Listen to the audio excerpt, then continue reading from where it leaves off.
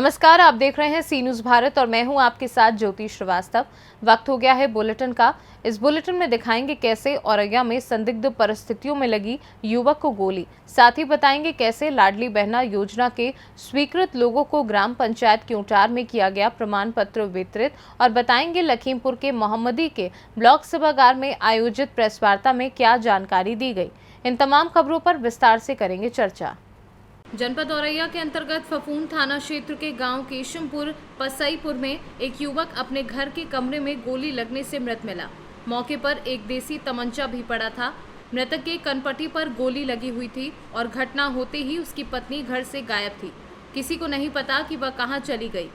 बच्चों के देखने पर मोहल्ले के लोगों को जानकारी हुई और सूचना पर पहुंची पुलिस अब जांच पड़ताल में जुट गई है। पसईपुर केशमपुर में आज ये जो घटना हुई है, इस घटना के संबंध में आपको बताना। ये भी लगभग 8 बजे सूचना प्राप्त हुई है कि यहाँ पसईपुर गांव में शिव महेंद्र कुशवाहा ये रहते हैं। लगभग 40-42 वर्ष इनकी उम्र है। इन्होंने अपने आप को गोली मार ली, ऐसी सूचना प्राप्त हुई थी। मौके पर थानाध्यक्ष और सीओ से लेकर सभी लोग हम लोग आए हैं।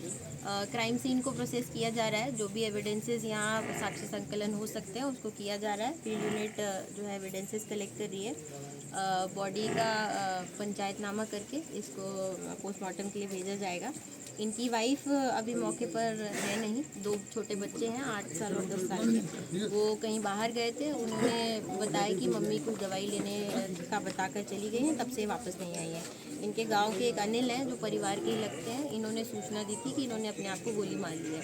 तो पोस्टमार्टम की कार्रवाई और जो भी परिवार के द्वारा तहरीर दी जाती है उसमें समिति धाराओं में अभी पंजीकृत करके और नियमानुसार जो विधिक कार्रवाई है उसको अमल में लाया जाएगा। औरैया से सी न्यूज़ संवाददाता अभिषेक मिश्रा की रिपोर्ट। खबर औरैया से है, जहां ट्रेन की चपेट में आने से 80 वर्षीय बुजुर्ग महिला की दर्दनाक मौत हो गई। फफून रेलवे स्टेशन के निकट बनी काशीराम कॉलोनी में रहती थी बुजुर्ग महिला की पहचान कमला देवी निवासी काशीराम कॉलोनी ब्लॉक नंबर 28 के रूप में हुई है। सुबह करीब 4:30 बजे लाइन पार करते समय ट्रेन की चपेट में आने से मौत हुई है। मृतक महिला के लड़के राजू ने बताया कि करीब 10 वर्षों से आवागमन करती थी। प्लाजा के सामने चाय की दुकान लगाकर अपना जीवन यापन करती थी। Phaphund railway station platform number 3 की घटना बताई जा रही है। घटनास्थल पर आरपीएफ और जीआरपी पुलिस मौजूद है।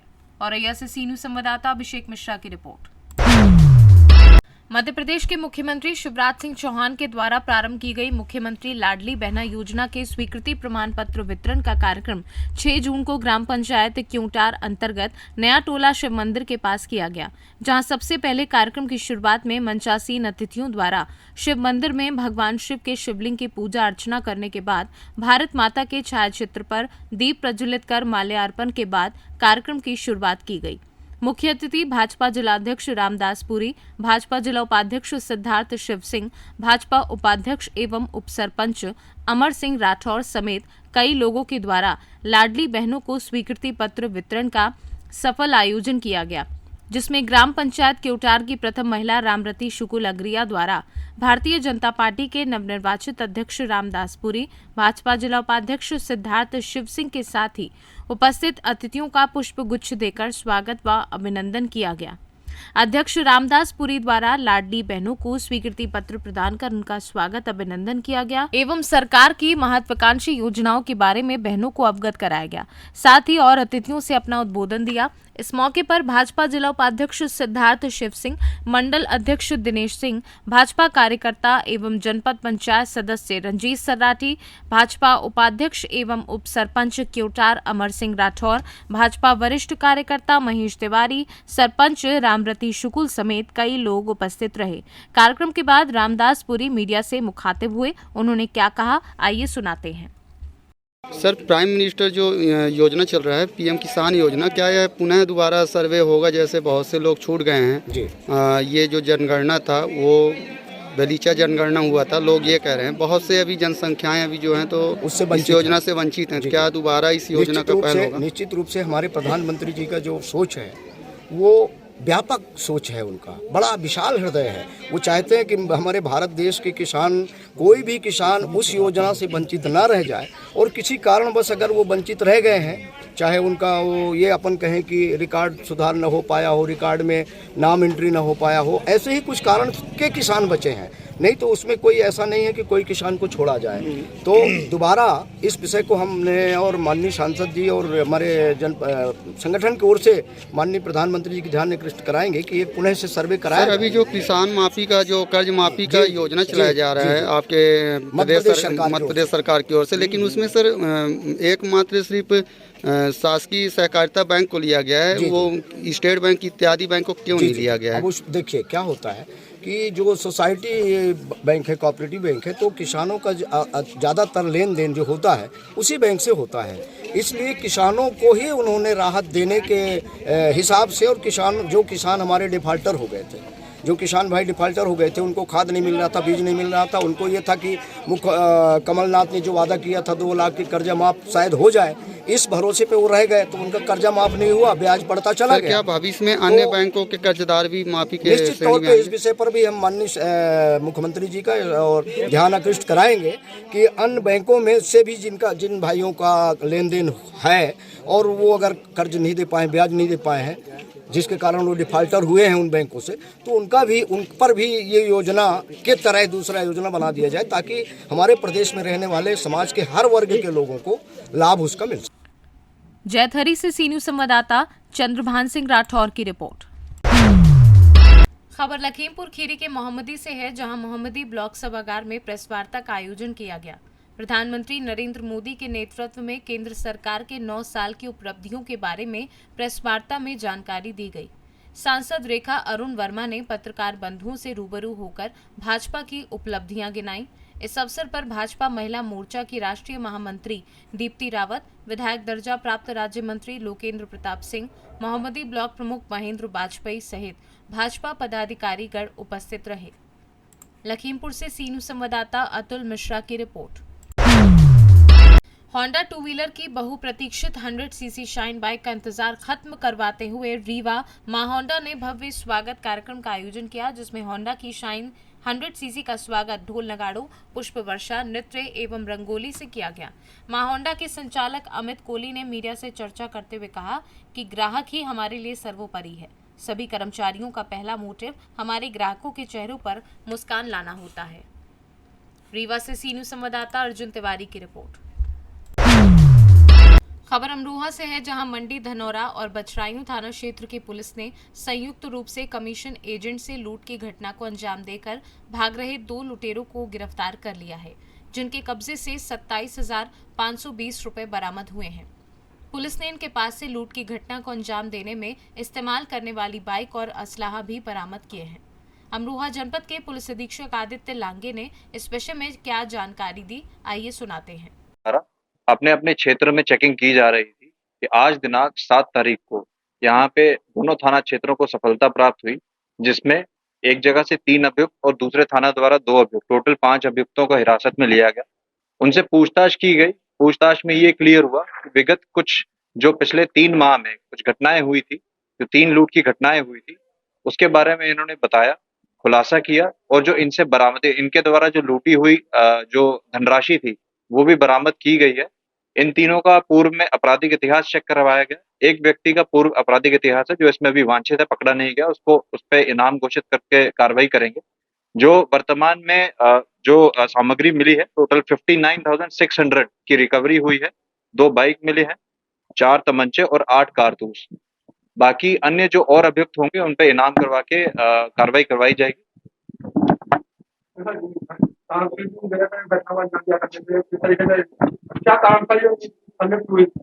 ये देखिए, नए प्रकार के लड़के हैं, नए शौक के लिए इन व्यक्तियों द्वारा ये घटना कारित की गई है।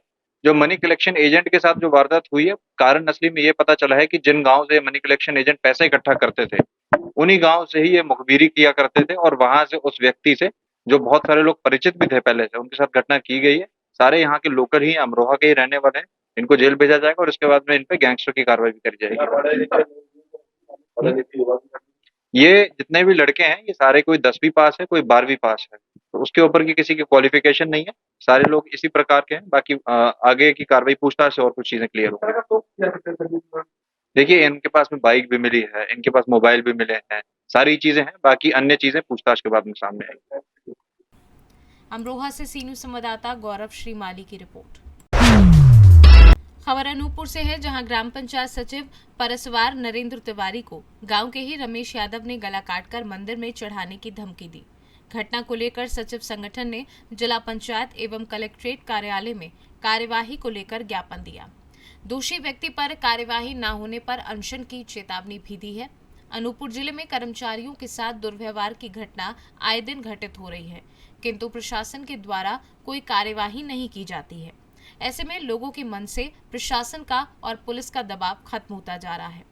पूर्व में मनोज पटेल सचिव के साथ गांव के ही व्यक्ति ने मारपीट की घटना को अंजाम दिया था, किंतु प्रशासन के द्वारा सख्त रवैया नहीं अपनाया गया और न ही कोई कार्यवाही की गई, जिससे लोगों में प्रशासनिक अधिकारियों के विरुद्ध डर खत्म हो गया है। मीडिया से बातचीत के दौरान संगठन के ब्लॉक अध्यक्ष गरुण सिंह ने बताया कि यदि प्रशासन इस विषय पर कार्यवाही नहीं करती है तो समस्त सचिव संगठन अनशन के लिए बाध्य होगा और मांगे नहीं माने जाने पर सभी ग्राम पंचायतों में तालाबंदी की जाएगी। सचिवों के साथ आए दिन इस तरह की घटनाएं घटित हो रही है। जी जी। तो इस संबंध में आपका संगठन किस तरह की तैयारियां कर रहा है, क्या एक्शन चाह रहे हैं आप? जैसा कि कल आप लोगों ने देखा सुना है कि इनके साथ कार्यालय में घुसकर पूरी अपनी ताकत के साथ इनको जान से मारने का, गले काटने का भी उन्होंने कहा है असामाजिक तत्वों के द्वारा, जो रमेश यादव है।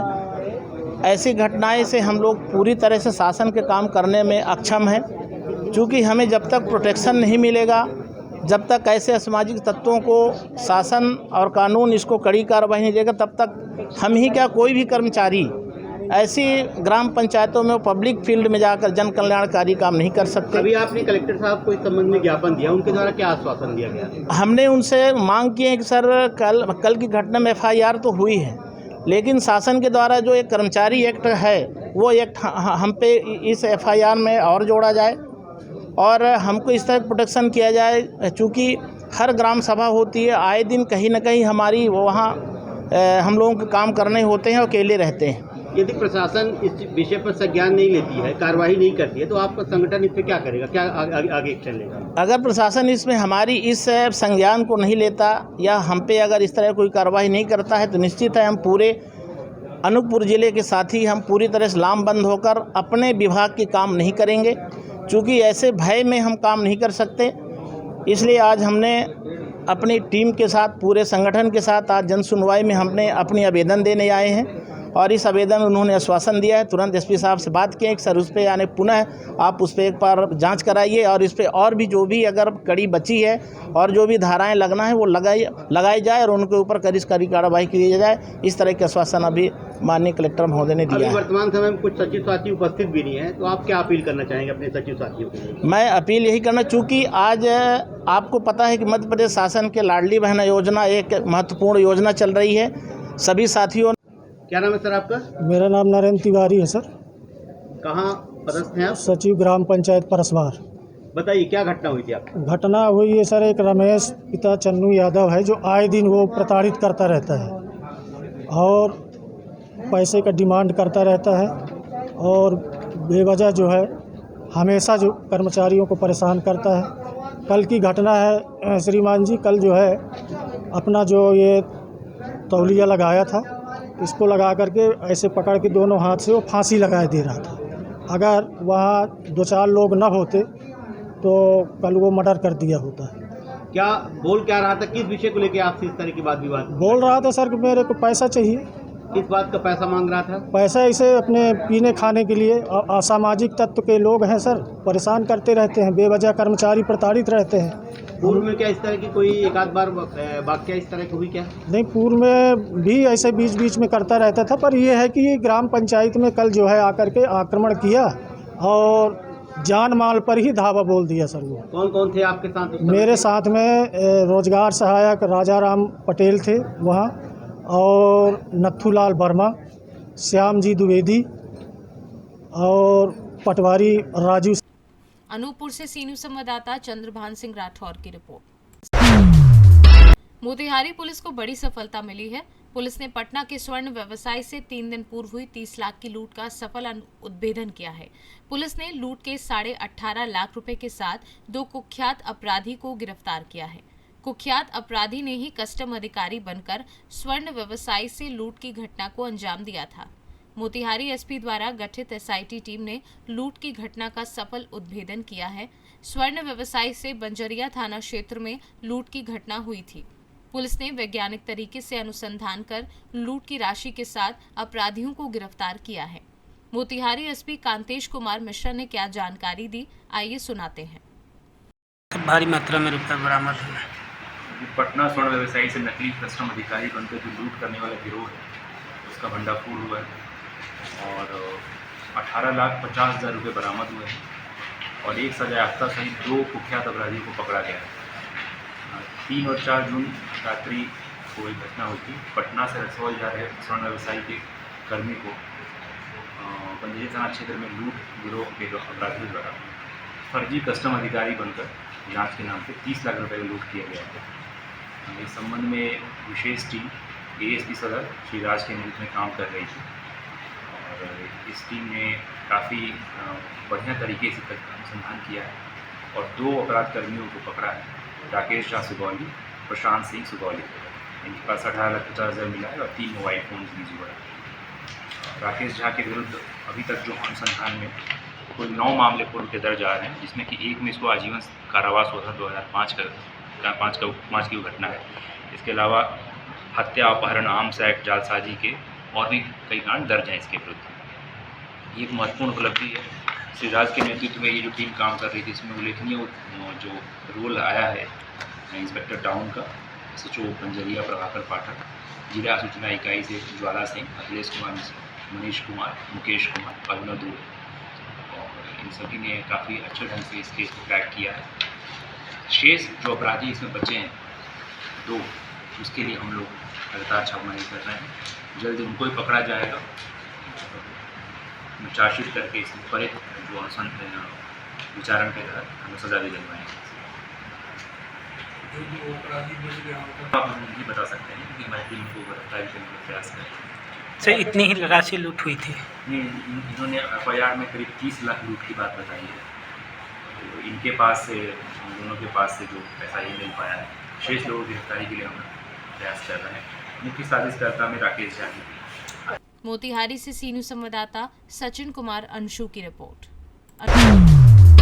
खबर झारखंड के चिरकुंडा से है, जहां इन दिनों चिरकुंडा के डूमरकुंडा पंचायत अंतर्गत बालू घाट पर पंचायत के मुखिया द्वारा राजस्व विभाग के आदेशों को ठेंगा दिखाकर वैध बालू को अवैध तरीके से बेखौफ उठाया जा रहा है।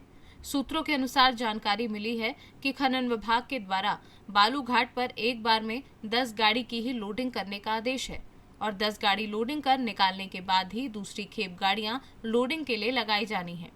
लेकिन इस नियम को डूमरकुंडा पंचायत के मुखिया ने धज्जियां उड़ा रखी हैं। हैरान करने वाली बात यह है कि बालू घाट पर एक बार में सैकड़ों ट्रैक्टर देखने को मिले।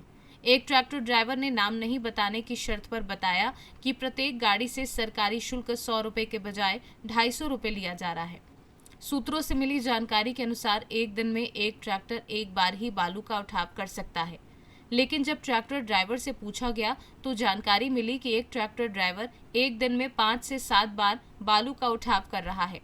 ज्यादा कमाई के लालच में ट्रैक्टर चालक सड़कों पर काफी तेज रफ्तार में ट्रैक्टर को भगाते नजर आए, जिस कारण एक्सीडेंट होने का डर भी बना रहता है। जब हमारे संवाददाता ने पंचायत के मुखिया को कॉल कर जानकारी लेना चाहा तो मुखिया ने कॉल रिसीव नहीं किया।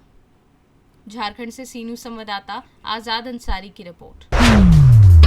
रोहतास जिले के नासरीगंज थाना क्षेत्र के अतीमी गांव स्थित नासरीगंज दाऊद नगर सोनपुल के पिलर नंबर 1 के बीचों बीच एक 12 वर्षीय बालक के फंस जाने से अफरा तफरी मच गई। बालक खिरियाव पंचायत के खिरियाव गांव के निवासी शत्रुघ्न प्रसाद उर्फ भोला शाह का 12 वर्षीय पुत्र रंजन कुमार बताया जा रहा है। बालक के पिता ने बताया कि उनका पुत्र मानसिक रूप से विक्षिप्त था। वो 2 दिनों से लापता था, जिसकी खोजबीन की जा रही थी। आज दोपहर बाद पुल से एक महिला ने बालक को रोते हुए पुल के पिलर में फंसे देखे स्वजनों को सूचित किया। सूचना पाकर पहुंची पुलिस प्रशासन की टीम BDO मोहम्मद जफर इमाम, CO अमित कुमार, RO चंदन चौधरी, SI शिवम कुमार व गौतम कुमार समेत भारी संख्या में पुलिस बल व जनप्रतिनिधि व ग्रामीण उपस्थित थे। देर शाम एसडीएम उपेंद्र पाल भी घटनास्थल पर पहुंचे और अधिकारियों को शीघ्र बचाव करने का निर्देश दिया। पुल के पिलर के अंदर 8 घंटे से फंसे बालक को कुछ भी होने की आशंका जताई जा रही है। मुखिया है किस पंचायत का, क्या मामला है और ये किस पंचायत का बच्चा है ये?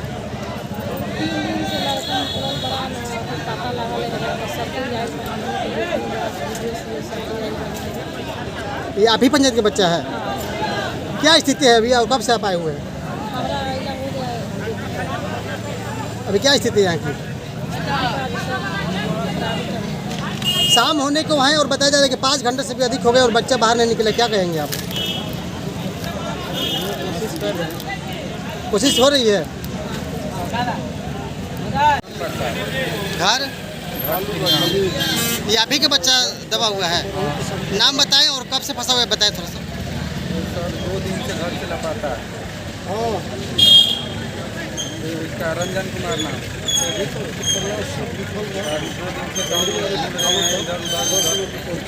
आसपास के गाँव में तो माध्यम में पता चला इधर ही आया है।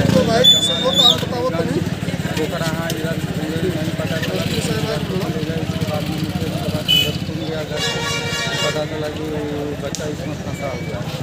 कितने साल का बच्चा है? 11 साल का। मानसिक स्थिति ठीक है इसकी? मानसिक स्थिति के हल्का तो कब आप लोगों को पता चला और अभी तक क्या पोजीशन है? तो हमारे को अभी 3 घंटा 4 घंटा पहले पता चला।